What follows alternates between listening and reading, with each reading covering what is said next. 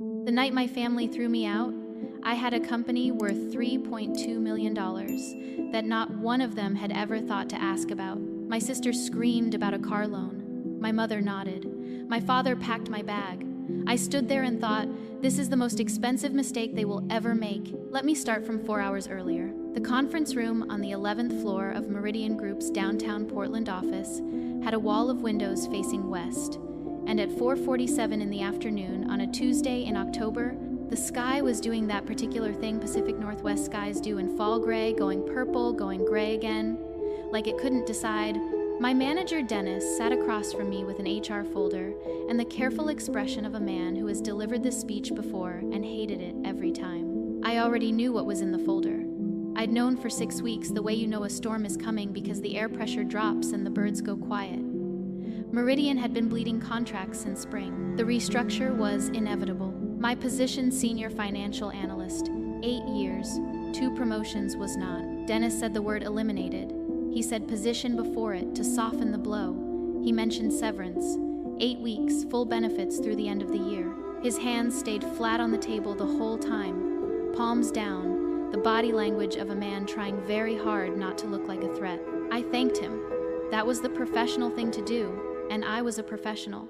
Silence is a position, and gratitude is a better one. What I did not tell Dennis, because it was none of his business, I had a meeting on Thursday with my attorney, Kevin Hartley, about an acquisition offer for a company I'd co-founded 4 years ago. What I did not mention, the term sheet in my email, which I had read 3 times that week. What I did not say, I had already begun to think of Meridian Group in the past tense. I drove home on the Sunset Highway with the folder on my passenger seat. The acquisition paperwork was on my kitchen counter. The numbers, if Thursday went the way I expected, were significant. My family did not know about any of it. Pat Reed makes rotisserie chicken on Tuesdays. Has for 20 years, or close to it. Grocery store bird, usually from the Safeway on Canyon Road, with green beans from a can and dinner rolls from the freezer section. I grew up eating it, and even now, pulling into the driveway of the house I'd moved back into 8 months ago, a temporary arrangement, just until I found the right apartment, everyone had agreed the smell of it hit me through the garage door. Automatic, molecular, the sensation of arriving somewhere that is supposed to be safe. Amber's Honda CR-V was in the driveway next to my mother's Accord, both of them home. 3 things I noticed walking in that order. The kitchen table already set, the television off unusual, and my father's hands folded in front of him, the way he folds them when he has made a decision and is waiting to announce it. I sat down. I said, I have some news about work. I said, Meridian is restructuring. My position is being eliminated. I did not finish the sentence. Amber's face changed not to concern, not to the soft rearranging of features that would say, are you okay? Are you scared? What do you need it changed to something else? Something faster and more reflexive than sympathy. She said, who's going to pay my car loan now? The table went quiet. My mother set her fork down, not dropped it. Set it deliberately, at the edge of her plate. She looked at Amber, and then she looked at me, and I watched her decide something. My father's hands stayed folded. I'm good at reading a room. It's the skill you develop when you grow up as the daughter who figures things out, the one who keeps track, the one you call when the numbers don't add up. I read that room in the time it took to exhale. 3 things became clear, in that order. Amber's car loan, $610 a month, a Honda CR-V she'd financed without a co-signer, only because I'd vouched for her income to the dealership, had never actually lived inside Amber's budget. My parents had been counting on my presence in this house the way a building counts on a load-bearing wall. And the moment that wall appeared to crack, they did not ask if the wall was okay. My mother said, it's just temporary, honey, until you get back on your feet. She said it gently. That was the thing about my mother, she was always gentle when she had already made up her mind. The gentleness was not reassurance. It was the closing of a door, padded so you wouldn't hear the click. My father unfolded his hands. He pushed back from the table. He said, in the voice he used for decisions that had already been made, your sister needs this house more than you do right now. You're resourceful, Danielle. You always figure it out. He went upstairs. I sat at the table with my mother and my sister. Amber was picking at her dinner roll. She didn't look at me. My mother refilled her water glass. I heard the zipper of my duffel bag from upstairs, the sound of drawers opening. My father had been in my room exactly 3 times in the 2 years before I moved back, once to fix the ceiling fan, twice to help with furniture, and now he was in it packing my things on a Tuesday night because his other daughter needed the house more. I have spent a lot of time in the months since turning that sound over. The zipper, the drawers, the fact that he knew where everything was, which means he must have looked. He came downstairs with the bag and carried it to the front porch without meeting my eyes. That was the part I keep coming back to. Not the words were bad, but words are something you can answer. It was the eyes, the deliberate absence of them. The porch light was on. The street was quiet, the way Beaverton is quiet at 6 in the evening in October. A few cars, a dog somewhere, the sky the color of old concrete. I picked up the bag. I thought about Thursday, about Kevin's office in the Pearl District, the 14th floor, the view of the city I'd built my career inside. I thought about the term sheet and the number on it, and the folder still sitting on my passenger seat. My family had just handed me my bag and told me to figure it out. I had spent 6 months building the exit. I just hadn't known they'd be the ones to open the door. Marcus Webb has lived in the same apartment on NW Lovejoy for 6 years. And the first thing he does when you arrive in crisis is make tea. Not ask if you want tea, not offer. He fills the kettle and puts it on, and by the time you've sat down and taken your coat off, there's a mug in front of you. Yorkshire Gold, 2 minutes steep, a little milk. He learned to make it from a British colleague years ago and never switched back. I sat on his couch with the duffel bag at my feet and told him what happened. I kept it sequential. The conference room, Dennis, the folder, the drive home on the Sunset Highway, the table, Amber's first question, which had not been a question about me. Marcus sat across from me in the armchair he's had since grad school, the one with the arm that's been reglued twice, and he listened to the whole thing without interrupting. When I finished, he was quiet for a moment. He looked at his own mug. Then he said, "Danielle, you've been their emergency exit for 15 years. The second you needed the door, they changed the lock." I stared at the tea.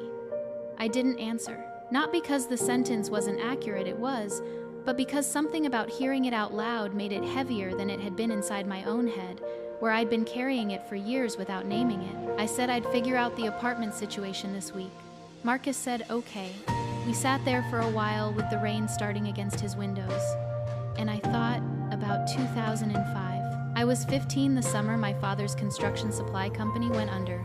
I know the technical word for what happened: over-leveraged, undercapitalized, caught on the wrong side of a slowdown in commercial building permits because I looked it up afterward, because understanding the mechanism was the only thing that helped me stop being afraid of it. What I remember of that summer, the way my parents' voices changed when they thought I was asleep, the calls that came before 8 in the morning, my father sitting at the kitchen table at midnight with papers spread out around him, not touching them, just sitting. The particular stillness of a man who has run out of ideas and is waiting for a different one to arrive. August. I came downstairs at 6 in the morning to get water and heard him tell my mother they might lose the house. He didn't know I'd heard. I went back upstairs and sat on the edge of my bed, and I did what I did when I needed to think. I counted the money in my savings account from 18 months of bagging groceries at the Safeway on Canyon Road. $212. What the mortgage payment was, roughly, from the envelope I'd seen on the counter. I didn't know exactly, but more than that. A lot more. I put $200 in an envelope. I wrote for the mortgage on the outside, and I left it on his pillow before he was up. He cashed it.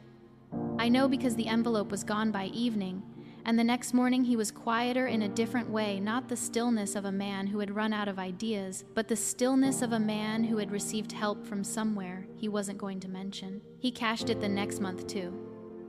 And the month after that, 11 months, $200 each, until the company debt was restructured and the immediate crisis passed. He never asked where it came from. I never said. I learned something that year. Silence was not gratitude. Silence was convenience. Read Analytics, LLC. 4 years ago, when I was 30, My colleague Trevor Nash had built a financial modeling tool for regional banks, the kind of software that predicted loan default risk with more accuracy than anything the mid-sized banks could afford to license from the big vendors. Good product. The problem was, Trevor was an engineer, not a business person, and he had no capital and no idea how to find it. I had savings. I had the specific competence to understand exactly what he built and what it was worth. I took 60% equity in exchange for both. Why 60 and not 50? Because I wanted control. I had spent enough of my professional life deferring to rooms full of people who were confident rather than correct. 60% meant the decisions were mine. I put Reed Analytics in my name because it was my capital and my risk. I kept it quiet at home for the same reason I had kept the $200 quiet in 2005. The moment my family knew I had resources, those resources became theirs to allocate. That was not a cynical assessment. It was a 15-year empirical observation. 3 years ago, the LLC's first full profit year, I took a distribution of $340,000. I bought the house in Cannon Beach, Post property, a 2-bedroom on a bluff above the beach, cedar-sided, the kind of place that smells like salt and Douglas, fir and old wood heat. I titled it solely in my name. My mother stayed there twice. She mentioned, both times, that her friend's beach house was just lovely. "Danielle, you should really find something like that someday." I said I would look into it. 6 weeks before the night my father packed my bag, a mid-sized fintech company out of Austin, called Meridian's competitor, actually sent a letter of intent to acquire Reed Analytics LLC. The offer, $3.2 million for the full company. I retained Kevin Hartley that same week. Kevin is the kind of attorney who reads everything twice and asks the question you hoped he wouldn't, and I have trusted him with my financial life for 3 years for exactly that reason. He reviewed the term sheet, ran the numbers, identified 2 structural issues we spent a week correcting, and told me we were looking at a clean close in 45 to 60 days. I built a clause into the deal structure. Kevin called it a family buyout option. What it meant in practice, if I activated it before closing, $180,000 of the acquisition proceeds would redirect into escrow, payable in 2 disbursements, $167,000 to my parents' mortgage servicer, which would pay off the remaining balance on the house in Beaverton, $13,000 to Amber, which would retire the Honda CR-V loan with 4 months to spare. I had not told my family because I wanted to tell them at dinner. I had imagined it several times, the table, the food, the way my mother would set down her fork, the look on my father's face. Thursday's meeting with Kevin was to finalize the paperwork and prepare for signing. 2 things I knew.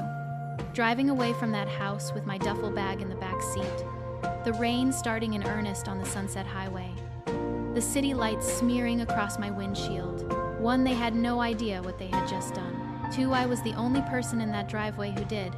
Marcus's couch has a particular quality I've never been able to name, something between firm and forgiving, the way couches get when they've absorbed enough late nights to develop a memory. I lay on it at 11 o'clock Tuesday, with a blanket he'd left folded over the arm, and looked at the ceiling fan turning slow in the dark, and I cataloged what I had. The duffel bag, my car, my laptop, which I'd had the presence of mind to grab from my room before my father finished coming downstairs, my phone, Kevin's number, the term sheet in my email, which I had not deleted, which I had in fact read 3 times in the past week, while sitting in the Meridian parking garage eating lunch, because I didn't want anyone at the office seeing it on my screen.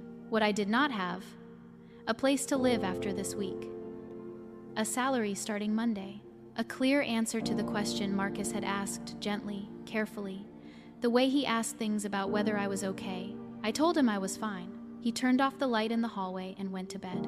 I lay there for maybe 20 minutes. The rain had stopped. Someone on the street below was walking a dog, the click of nails on pavement, and then that was gone too, and the apartment was the particular quiet of a city that hasn't fully gone to sleep. I got up, put my shoes on, and went down to the parking garage. I sat in my car for 8 minutes.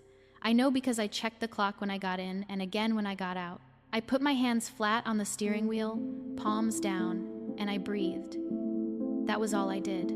The parking garage smelled like exhaust and damp concrete, and the faint industrial sweetness of the drain cleaner the management company used on Tuesdays, which I knew because I'd parked here a dozen times visiting Marcus, and it always smelled like that on Tuesday nights. I did not cry. I want to be clear about that. Not because crying would have been wrong, but because it wasn't what happened. What happened was something in my chest that felt like a fist, opening and closing, and I breathed against it until it stopped. 8 minutes. Then I picked up my phone and texted Kevin. "Still on for Thursday?" His response came in under 2 minutes. "Of course. You okay?" I typed, "I will be." Sent it. Put the phone face down on the passenger seat and sat there 1 more minute, looking at nothing in particular. I didn't answer his question. Silence is a position, and "I will be" was a better one. Wednesday.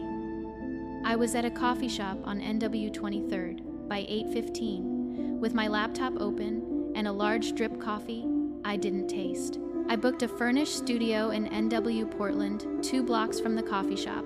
As it happened, a month-to-month lease. Move-in Friday, $1,850 a month. The photos showed clean floors and a window that faced a courtyard. That was enough.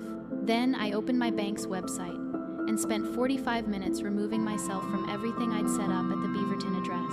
The bill pay account linked to the family's internet service, which I'd put in my name 3 years ago when Comcast gave my parents trouble and I'd fixed it and never moved it back.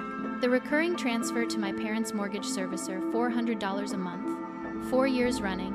Something I'll come back to. I left that one for the moment. I needed to think about it. The electric bill notification that came to my email address, the Amazon household account. 4 things total. It took 45 minutes because I wanted to be careful, and because careful is how I do things. I emailed HR at Meridian to confirm the severance processing timeline. At 9:47, a text from my father. "Call your mother." I read it. I put the phone back down. I ordered a second coffee and opened the acquisition term sheet and read it again. The whole thing, every clause, even the ones I'd already read until I knew the language by memory. I find it clarifying sometimes to read something you know, the precision of it, the way every term means exactly what it says. I did not call my mother. His silence after packing my bag had been a position.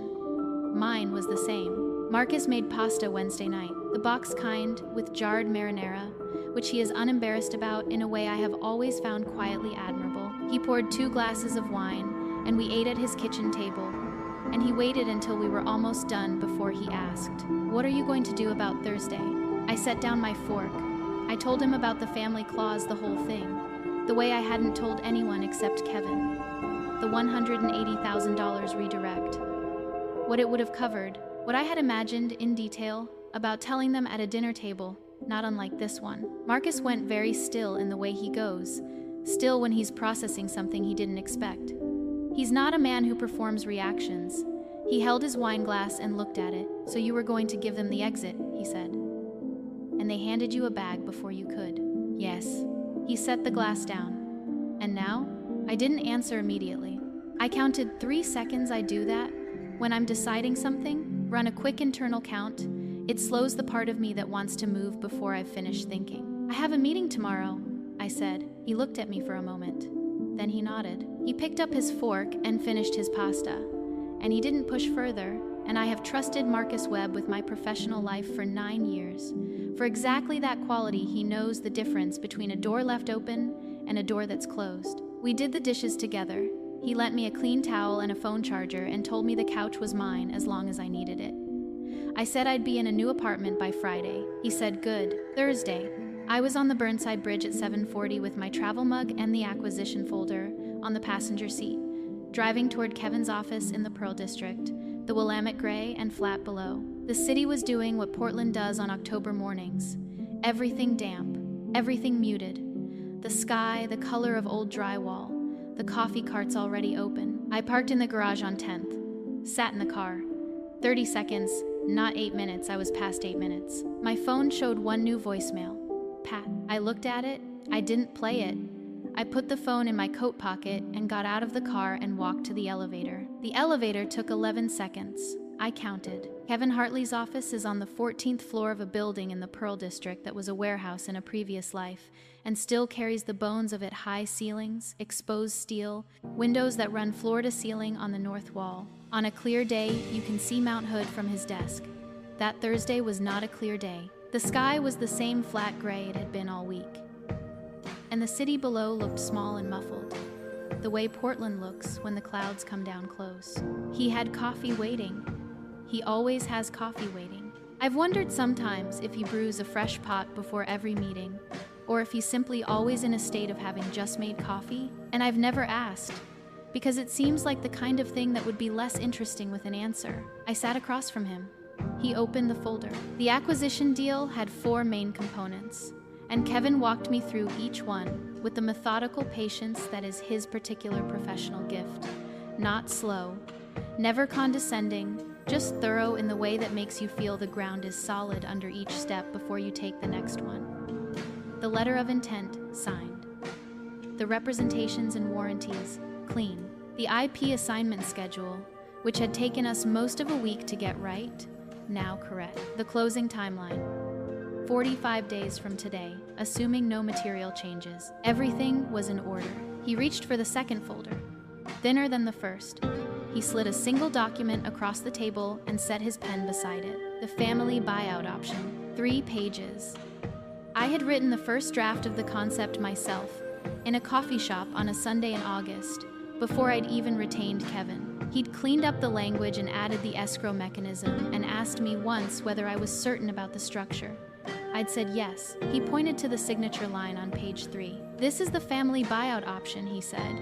Sign here, it activates. The $180,000 redirect goes into escrow, payable to the beneficiaries you specified: Patricia and Gary Reed for the mortgage balance, Amber Reed for the vehicle loan. He looked up. You want me to execute this one too? I picked up the document. I read the first page. I had read it before, 4 times by that point, but I read it again. The language was precise, the way legal language is precise when someone has worked to make it so, rather than work to obscure it. Every term meant what it said. I turned to page 2. I counted the paragraphs. 1, 2, 3, 4, 5. I thought about my father's voice at the kitchen table. Your sister needs this house more than you do right now. The decision voice. The voice he used when he had already made up his mind and was simply notifying the room. I thought about Amber at the top of the stairs, watching. Not coming down. The specific quality of choosing to stay where you are when staying where you are is a decision. I thought about my mother's hands on the coffee cup. Flat, deliberate. The hands of a woman managing the temperature of the situation. I thought about an envelope on a pillow in 2005, and the sound of a zipper in a room I hadn't been invited into, and 11 months of $200 deposits that were received in silence, because silence was more convenient than acknowledgement. I set the document down. Kevin waited. He is good at waiting. It is, in my experience, the rarest professional skill, the ability to hold a silence without filling it, without shifting in your chair or adding a clarifying sentence or finding something to do with your hands. He just waited. Remove it, I said. He looked at me for one moment. Not long. You're sure? It wasn't a question. He knew it wasn't a question. I knew it wasn't a question. It was the last courtesy, the professional equivalent of a hand on a door before it closes. I'm sure. He pulled the document back across the table, made a note in the margin, set it in a separate pile, and moved to the next page of the main folder without ceremony, the way you move past a decision once it's made. We spent another 40 minutes on the remaining paperwork. I signed 7 things. Kevin walked me through each one. The coffee was good. When we shook hands at the door, he said we'd be in touch within the week. And I said thank you. And I took the elevator down 14 floors and walked out onto 10th Avenue into the gray October air. I stood on the sidewalk for a moment. A delivery truck was idling at the corner. 2 women with strollers passed in front of me going north. A cyclist cut through the crosswalk against the light and didn't look back. I had expected to feel something I couldn't name, some version of loss or relief, or the particular weight that comes after a decision that can't be undone. What I felt instead was lighter, not happy, not vindicated, just lighter, the way you feel when you've been holding a door shut against something heavy, and you finally step back and let it go. I had spent 6 months building that clause. I had imagined my parents' faces when I told them. I had imagined my mother setting down her fork and my father going quiet, and Amber for once having nothing to say. I had been carrying that imagined dinner around with me like an item on a to-do list, something to be completed, a debt I had decided to pay on their behalf before they even knew they owed it. The to-do list was shorter now. I walked to my car. I had 45 days until closing. I opened my phone, and for the first time in 3 years, I looked up apartments in Austin. The voicemail from my mother came on day 3. I was unpacking my duffel bag in the furnished studio on NW Lovejoy clean floors. A window facing the courtyard. A kitchen the size of a walk-in closet, which suited me fine since I have never been someone who uses a kitchen for anything more elaborate than coffee and reheated takeout. I'd gotten the keys Friday morning, moved my bag in Friday afternoon, and spent the weekend buying the specific things that make a temporary space livable.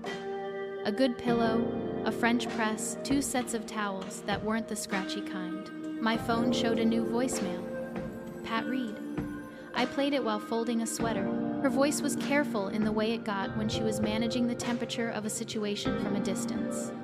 Hi honey, it's Mom. I hope you're okay. We haven't heard from you. Your sister's doing a lot better. I think the stress was really getting to her. Anyway, call me back when you can. I finished folding the sweater. I set the phone on the counter. She had called to report on her investment. I was still line item 1 in her household budget. She just needed to confirm I was still operating. The last sentence was the tell. Your sister's doing a lot better. Not we miss you. Not your father wants to talk. The update she led with was Amber's condition, which meant Amber's condition was the thing she considered most relevant to me, which meant she had not yet understood that I had stopped considering it relevant at all. I did not call back. On day 14, I opened my bank's app and canceled the recurring transfer to my parents' mortgage servicer. $400 a month, 48 payments, $19,200 over 4 years, sent quietly and received in silence, because that was the arrangement we had all agreed to without ever discussing it. It took 3 clicks. 40 seconds, maybe? I put my phone face down on the desk and went back to the acquisition documents I'd been reviewing, a section on representations and warranties that Kevin had flagged for a second read. I thought about it once more that evening, briefly, the way you think about a thing you've set down in another room. Then I stopped thinking about it. The call from Amber came on day 21. She called at 6:47 in the evening, which was after dinner, which meant she'd thought about when to call. Amber thinks about when to call. She has always had good instincts for timing when to ask, when to wait, when to arrive somewhere already in progress, so the difficult part has been handled by someone else. I picked up on the 3rd ring. Her voice was cheerful in the specific way it gets when she wants something, and has decided that cheerful is the right approach. Hey Dan, you doing okay? I've been thinking about you. I said I was good. She said Mom and Dad were kind of stressed. She said she knew things had gotten weird. She said she thought it would really help if I came home for dinner, just to clear the air. 3 things her call was not: an apology, a reckoning, an acknowledgement that anything had happened at all. One thing it was: a recruitment. She needed me back in the house the way a system needs a missing component returned, not because she missed me, or not only because of that, but because my absence had created a problem she wanted solved, and she had decided that cheerful was the most efficient tool for solving it. I can't make it, I said. I mean, it doesn't have to be this week. We could do a Sunday, or I can't make it, Amber. She went quiet, a different kind of quiet than I expected. Not hurt, exactly, but recalibrating. She had run the approach and gotten a result she hadn't modeled for. Okay, she said. She hung up first. I set the phone down and looked out the window at the courtyard. A neighbor I'd never spoken to was sitting on a bench down there with a paperback, and a pigeon was walking in circles near the drain, and the evening light was doing the thing it does in Portland in late October, going gold for about 20 minutes before the gray comes back. I thought, she knows what she did. That was the thing the call confirmed, and the thing I'd been turning over since the night in the kitchen. Amber had not screamed about the car loan because she was thoughtless. She had screamed about it because she had calculated. In the few seconds between my first sentence and her response, that screaming about it was the fastest path to a resolution that didn't require her to absorb any of the cost. the calculation had been wrong. But the calculation had been made. On day 28, my father sent a text, "Call your mother," 2 words for her and 1 word for him, which was about the ratio that had always applied to communication in the Reed household. Pat's concerns got sentences, Gary's got delivery. He was the vehicle. The message wasn't his. I read it. I went back to the consulting scope document I'd been drafting for the Austin client. The acquiring company's regional team had reached out about a transition engagement, which was common in deals like this, and I had spent 2 evenings getting the terms right. The work was interesting. The rate was better than what Meridian had paid me. I didn't respond to the text. The 45 days between Kevin's office and the closing date were the quietest I can remember in a long time, not empty. The opposite of empty, but quiet in the specific sense of a life that belongs entirely to the person living it. I woke up when I wanted. I worked on things that were mine. I answered emails from Kevin and the acquisition team and the property management company I'd signed with for Cannon Beach, which had already listed the house and already had the first 2 weekends booked. I did not answer emails from anyone in Beaverton, because there were no emails from anyone in Beaverton, because they had not yet figured out that email was an option. Some people, when they lose their leverage, get louder. My family went quiet. I recognized it because I had been quiet in that same way for 15 years, and I knew what it meant. It meant they were waiting for me to fix it. I was busy doing something else. Kevin's text arrived at 2:14 in the afternoon on day 45. I was at the coffee shop on NW 23rd, the one I'd been working out of most mornings since moving into the studio. Good light, reliable Wi-Fi, a counter along the window where you could set up a laptop and face the street and nobody would bother you. I had a half-finished Americano and the consulting scope document open on my screen, and I was in the middle of a sentence about deliverable timelines when my phone buzzed. Done. Wire confirmation in your inbox. I opened my email. The confirmation was there. A routing number, a reference code, a dollar amount with more digits than I had ever seen attached to my name. I read it twice. Not because I doubted it. Kevin's work didn't leave room for doubt, but because some numbers need a second look before they become real. $2,847,400. Net after fees. I closed the email. I looked out the window at NW 23rd. A woman was walking a golden retriever that kept stopping to sniff a parking meter. A man in a rain jacket was unlocking a bicycle that had been locked to a sign for what looked like several days too long. The coffee cart across the street had a line of 4 people, which was about average for a Tuesday afternoon in October. I picked up my Americano and finished it. Then I opened a new tab and went back to the Austin apartment listings I'd been looking at for 2 weeks. I had found the one I wanted on day 38, a 1-bedroom on the east side of the city, 2nd floor, a small balcony facing a courtyard of live oak trees, hardwood floors throughout, available the 1st of December. The rent was $1,640 a month, which was $210 less than my Portland studio for a unit that was 40% larger, which was the kind of arithmetic I found quietly satisfying. I had not applied yet because I'd been waiting for the wire to clear. I filled out the application, attached my financial documents, which now included a very recent and very significant asset statement. Submitted it at 2:37. The approval came back in 40 minutes. I booked the flight that evening. Portland to Austin, day 92. One way. On day 48, Marcus called.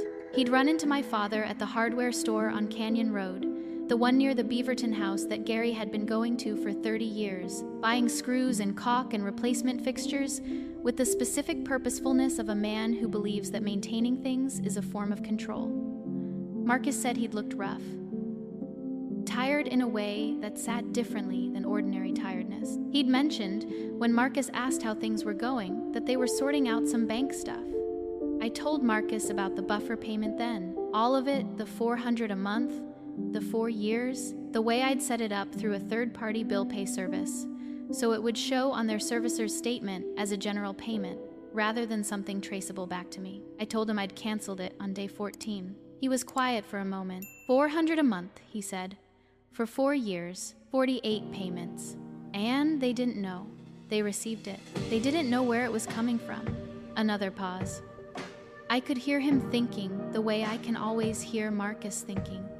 Not through any sound he makes, but through the quality of the silence, which is different from his talking silence and his listening silence and his I disagree, but I'm deciding whether to say so silent. This was the silence of a man doing math that ended somewhere complicated. And now the servicer is sending notices, he said.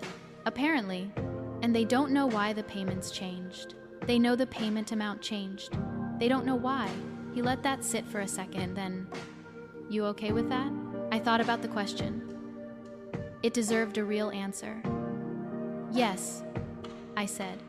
And I meant it in the way I had come to mean things, not without cost, but without doubt. The yes and the cost were both true and didn't cancel each other out. On day 52, Marcus sent me a screenshot with no accompanying message. It was a Facebook post.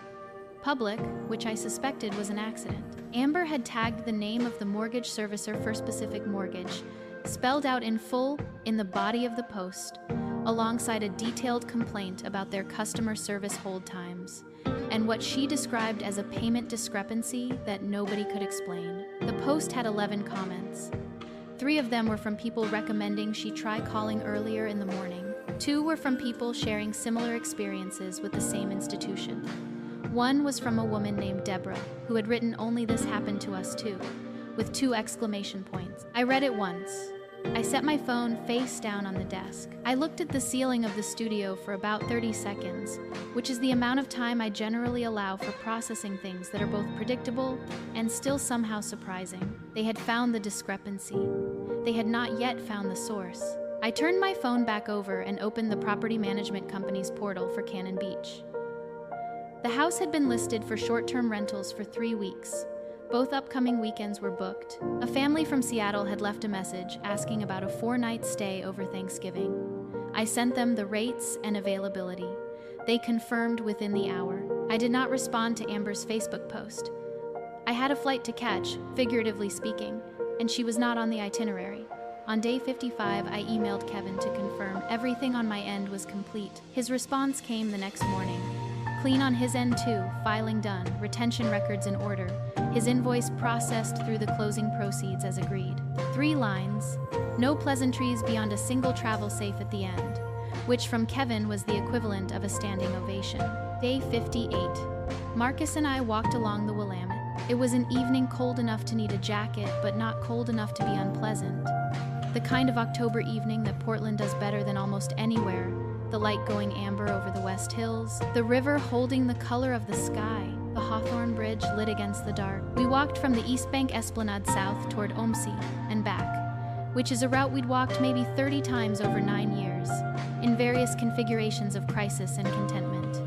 He had a coffee. I had my hands in my coat pockets. He asked if I was sure about Austin. The math works, I said. That's not what I asked. I thought about it for a few steps. The river was moving slowly the way it does when the current is stronger underneath than it looks on the surface. I built everything I have in this city around holding that family together, I said. I can't build what comes next in the same place. He didn't say anything for a moment. Then, that's a good reason. It's the only one I need. We walked to the end of the esplanade and turned back. A heron was standing on a rock near the bank in the way herons stand absolutely still, as though stillness itself were a form of patience rather than an absence of motion. I watched it for a moment as we passed. Marcus asked if I would come back to Portland. Not if I would come home, he was too precise for that, but if I would come back. I said I didn't know. I said Austin was a good market, and the work was interesting, and the live oak trees outside the apartment were the kind of thing you couldn't plan for, but were glad to find. I said the Cannon Beach house would bring me back a few times a year for the property management reviews, if nothing else. He said that was something. I said it was. We walked the rest of the way in the kind of quiet that doesn't need to be filled, the river dark on our left, the city bright on the hills to our right, and I thought about the fact that in 34 days, I would be somewhere I had never lived, starting something I hadn't finished building yet, with no one's overhead in my budget but my own. The math worked. And for once, that was not the most important thing I could have said about it. Marcus's text came in at 11:04 on a Tuesday morning, 89 days after my father carried my bag to the front porch. "Your dad's here," I called him. He picked up on the first ring. "What do you mean here?" I said, standing on my front step. "He's been here about 10 minutes. I looked at what was on my desk. The consulting scope, half finished. A coffee going cold. Outside the window of the studio, the courtyard with the bench, and the drain and the pigeon that had apparently decided this particular square of concrete was worth defending. "Is he okay?" I said. "He looks like he hasn't slept. Or has slept too much. One of those." I sat with that for a moment. Gary Reed was 62 years old and had been sleeping in the same house for 31 years, and had never once, in my memory, shown up somewhere unannounced. He planned, he decided. He executed decisions he had already made. He did not sit on other people's front steps for 10 minutes, waiting to see what happened. "Okay," I said. I drove to Marcus's building on NW Lovejoy. I took the Burnside Bridge, which added 4 minutes but was the route I knew by muscle memory. And I used those 4 minutes to think about what I wanted to say and what I didn't, which is the same process I run before any meeting that matters. My father was sitting on the front step when I pulled up.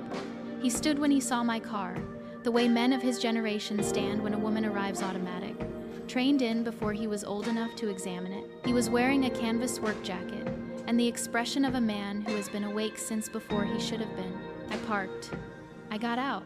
I did not walk to him immediately. He said, "I didn't know where else to go." I looked at him for a moment. He was thinner through the face than I remembered. Or maybe the light was different. Or maybe I had been looking at him for 34 years and only now was seeing clearly what had always been there. "Come on," I said. I walked toward the building. Marcus let us in and gave us the front room without being asked, closing his bedroom door with the quiet efficiency of someone who understood exactly what kind of space was needed and had decided to provide it without making anything of the gesture. There was a water glass on the coffee table. I didn't ask him to put it there. He just had. My father sat in the armchair, Marcus's armchair, the one with the red-glued arm, and I sat on the couch and I waited, because Gary Reed had come here and Gary Reed was going to have to begin. He talked around the edges of it first. This is what he does when he is wrong, moves in from the outside, approaches the center of the thing obliquely, testing the ground. He talked about the mortgage servicer, the phone calls Pat had been making, the payment history they'd requested, which showed a discrepancy going back 4 years that nobody at the bank could adequately explain. He talked about Amber's car payments, which they had been covering for 2 months now, $610 a month, which he said without inflection, but which landed in the room the way he meant it to. He talked for a while. I let him. When he stopped, the silence in the room was the kind that has weight. "I didn't know about the company," he said. "I know you didn't," I said. "That's the problem." He looked at me. He had his hands on his knees, flat, the same position he'd had at the kitchen table 89 days ago, but different now, drained of the authority that had made it a position of power then. Now it was just a man keeping his hands somewhere, so they didn't betray him. "How long?" he said. 4 years. "And the house in Cannon Beach?" 3 years. He was quiet for a moment. "We stayed there." "Yes." Something moved across his face that I didn't have a precise word for. Not shame. Exactly something adjacent to it. Something that had been sitting underneath shame for a long time and was only now surfacing because it had run out of room. "Why didn't you tell us?" he said. I had thought about how to answer this. Not in the car, not in the 89 days longer than that. The way you think about answers to questions that haven't been asked yet because you have been waiting for them long enough to know they're coming. Because the moment I told you I had resources, I said you would have made me responsible for allocating them. The same way you made me responsible for the buffer payments I set up 4 years ago without telling you. The same way you made me responsible for Amber's car loan before I had finished telling you I'd lost my job. He didn't answer. He looked at the water glass on the table. 3 things happened the night you packed my bag, I said. I was going to tell you about the acquisition deal at dinner. I had built a clause into the deal structure to pay off your mortgage and Amber's car, and I called my attorney the next morning and removed it. The silence that followed was the longest one in the room so far. It had a different quality than the others, not empty but full. The way a room is full after something falls and breaks, and the sound has just finished reverberating. "You were going to," he started. "Yes." "And we?" "Yes." He put his face in his hands. He didn't cry. Gary Reed, in my experience, does not cry, he compresses, he absorbs. He carries things internally in the way of men who were taught that carrying things externally was a failure of character. He just sat there with his face in his hands for a moment, which was the closest thing to undone I had ever seen him. Then he lifted his head. "I've been doing that to you your whole life, haven't I?" he said. It wasn't a question. He said it the way you say something you have known for a long time and have been hoping, without any real basis for the hope, that you were wrong about. Since I was 15, Dad. He closed his eyes briefly. The $200, he said. You knew. Yes. And you never said anything. No. I gave him the silence that he deserved to sit in. Not cruel, I was done with cruelty by the time I arrived at this room, if I had ever started, but honest. The silence said, "This is what you did, and we are both going to acknowledge it, and the acknowledgement is not the same as forgiveness and is not pretending to be." After a while, I told him about Austin.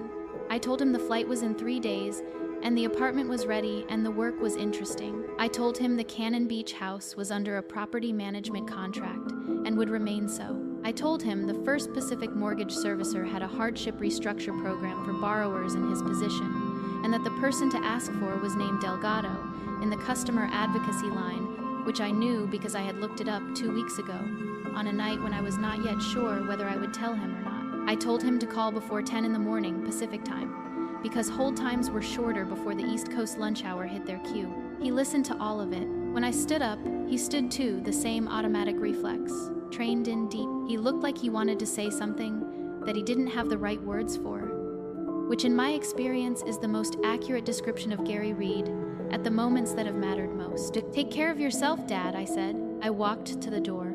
In the hallway, Marcus was leaning against the wall with his arms crossed and his coffee cup in one hand, not eavesdropping, just present, the way he was always just present when it counted. He held out my coffee cup, which I'd left on his counter when I arrived. I took it. I walked out. PDX in the early morning has a quality that is particular to it and that I have never been able to find in any other airport. Something about the light, the skylights, in the main terminal let, in a gray-white Pacific Northwest dawn that is softer than fluorescent and warmer than overcast, and the Douglas fir ceilings do something to the sound that makes even a busy departure hall feel less like a machine and more like a place where people actually are. I have flown out of this airport 31 times in my professional life. I know this because I kept the receipts. I was at the security line at 6:48 on a Wednesday morning in November with a laptop bag, one carry-on, and a large coffee from the cart near the Seagate's Ethiopian blend, black, which they brew well, and which is one of the things I will miss about Portland in a specific and uncomplicated way that requires no further examination. The line moved. I moved with it. On the other side of security, I found the Powell's Books outpost near Gate C10 and stood in it for 6 minutes, looking at the paperbacks on the new fiction table. I didn't buy anything. I wasn't in the market for a story someone else had written. I had a consulting document on my laptop that I wanted to finish before we landed, and a second document, a framework for the first 90 days with the Austin team that I had started and abandoned twice, and was ready now to begin again properly. I found a seat at Gate C14 by the window. The tarmac was still half dark, the ground crew in their orange vests moving around a plane that was being prepared for an earlier departure. A cart drove past with luggage containers stacked on it. A man in a reflective vest stood at the wing and looked up at something, decided it was fine, and walked away. My phone buzzed. Marcus. Safe flight. I looked at it for a moment. 9 years of friendship. 37 shared meals I could identify by name. 1 couch. 2 professional crises on his side and 3 on mine. And this was the distillation, 2 words, at 6:53 in the morning, which was more than enough. I typed back. I kept taking the loss so they didn't have to. I'm done operating at a deficit. 3 seconds passed. Go. I set the phone face down on the seat beside me and opened my laptop. The consulting document was 14 pages, and I was on page 9, which was the section about integration timelines, the part where the real work was. The part that required not just knowing the numbers, but understanding what the numbers were trying to say about the organization behind them. I had been a financial analyst for 8 years, which meant I had spent 8 years learning that the numbers are never really about the numbers. They are about the decisions that produced them, and the people who made those decisions, and what those people were afraid of when they did. I read what I had written on page 9. I deleted 1 paragraph that wasn't earning its place and wrote a better one. I moved to page 10. At 7:21, my mind went briefly to Beaverton, not to the house specifically, not to the kitchen table, or the split level, or the porch light that had been on when I left, but to the general fact of it, the way you think about a place you used to know your way around.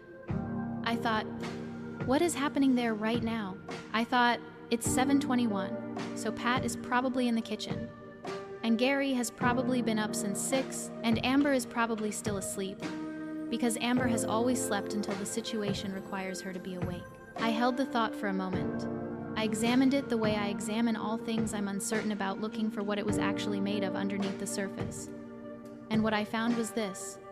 I didn't know. I didn't know what was happening in that house right now. I didn't know whether the call to First Pacific had been made, or whether Delgado had answered, or whether the restructure conversation had gone the way those conversations can go when you approach them correctly. I didn't know whether Amber was still posting about banks on Facebook, or whether she had moved on to some other frustration. I found that I was okay with not knowing. That was new. Or not new, it had been building across 92 days. Accumulating the way interest accumulates, quietly and without announcement, until you check the balance one morning and it's different than it was. Some silences are voids you fall into. Some silences are just space room to build something that doesn't have to account for anyone else's overhead. I had been filling other people's space with my own substance for 15 years. I went back to page 10. The gate filled up gradually, the way gates do families first. Then the business travelers who timed their arrival precisely, then the people who had been at the wrong gate and realized it with enough margin to make it work. A child across the aisle was eating a muffin with the complete absorption that children bring to food, the muffin requiring her full professional attention. A man in a gray suit was on a call, his voice low and careful, the voice of someone delivering information that the other person on the line was not going to enjoy. They called boarding at 7:49. I closed my laptop. I stood in the line with my carry-on and thought about nothing, in particular not Austin, not Portland, not the consulting document or the framework or the Cannon Beach house that would be hosting a family from Seattle over Thanksgiving while I was setting up a new kitchen on the east side of a city I had visited twice but not yet lived in. I thought about the Ethiopian coffee and whether the place on the corner near my new apartment that Marcus had found on Google Maps and texted me without comment would be as good. I showed my boarding pass. I walked down the jetway. The jetway smelled like recycled air and the faint industrial warmth of aircraft systems doing what aircraft systems do, which is work continuously and reliably and without requiring anyone to think about them. I have always found this quality in machines quietly admirable. I found my seat. Window, which I had selected not out of sentiment, but because I work better with natural light on the left side of the screen. I put my laptop bag under the seat in front of me and my carry-on in the overhead, and sat down and looked out at the tarmac, where the ground crew was finishing the last of their work with the focused efficiency of people who do the same things correctly every day and take a professional satisfaction in doing them well. The doors closed. The plane pushed back. Portland moved past the window and then was gone, replaced by taxiway and then runway, and then the particular suspension of the moment before a plane commits to speed.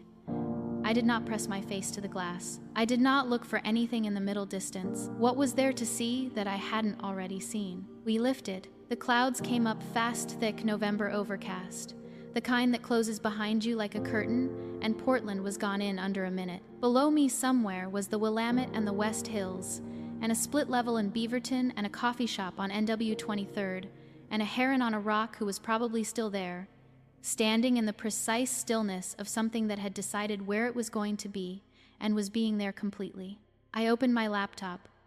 Page 10 was still on the screen, cursor blinking at the end of the last sentence I'd written, waiting with the patience of something that had no opinion about how long it took. I started typing. I had spent 15 years as someone else's safety net. As it turns out, a safety net pulled taut long enough becomes a cage. I cut the cord somewhere over the Oregon coast, at 34,000 feet, in the middle of a sentence about integration timelines, without ceremony and without looking down. Below me, somewhere in the clouds, Oregon looked exactly like what it was, something I had already paid for. If you've been the one who fixes things quietly, the one who covers the gap, absorbs the cost, and tells yourself that's just what love looks like, this story is about you. Not because you should stop caring, but because there's a difference between giving freely and being counted on so consistently that no one bothers to ask if you're okay. Danielle didn't stop loving her family. She stopped funding a version of them that had never learned to function without her as the floor. That's not cruelty, that's clarity. And clarity, when you finally reach it, doesn't feel like anger. It feels like setting something heavy down. After carrying it so long, you forgot your arms were tired. So ask yourself honestly, who in your life has stopped asking how you're doing because they already assume you're fine? And what would change if you let yourself need something back? Tell me in the comments. I want to know.